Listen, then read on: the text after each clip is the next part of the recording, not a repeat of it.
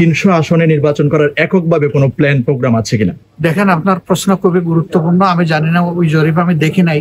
যদি ওই জরিপে এরকম এসেই থাকে, সেটা আমাদের কোনো কৃতিত্ব না, এটা আল্লাহ রাব্বুল আলামিনের কৃতিত্ব। সমস্ত কৃতিত্ব আমি আল্লাহকেই দিচ্ছি।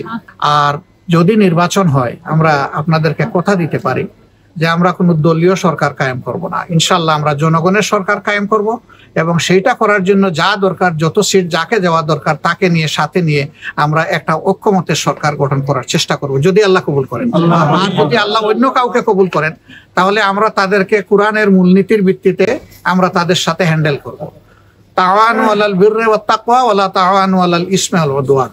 আল্লাহকে ভয় করা এবং ভালো কাজে তোমরা পরস্পরকে সহযোগিতা করো, অন্যায়ের কাজে সহযোগী হইও না।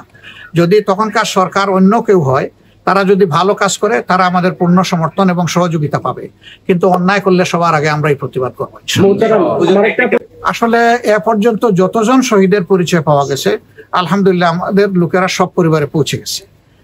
আমাদের একটু আর্থিক সহযোগিতা, আমি সহযোগিতাও বলতে আমার লজ্জা হচ্ছে, অংশগ্রহণ, তাদের কষ্টে অংশগ্রহণ, আমরা এটাও আলহামদুলিল্লাহ পৌঁছে দিচ্ছি, এবং এটা প্রাথমিক। এরপরে আরো অনেক কিছু করার আমাদের আশা আছে, যদি আল্লাহ আমাদেরকে কবুল করেন। দোয়া করবেন। জামাতে ইসলামের পক্ষ থেকে কোনো মামলা হবে না, কিন্তু ক্ষতিগ্রস্ত পরিবার, ভিকটিম পরিবার, তারা যদি কোনো মামলা করতে চায়, আমরা তাদেরকে সহযোগিতা করব, বাধা দেব না। কারণ আমি আগেই বলেছি যে ন্যায় বিচার পাওয়ার অধিকার সকল নাগরিকের আছে।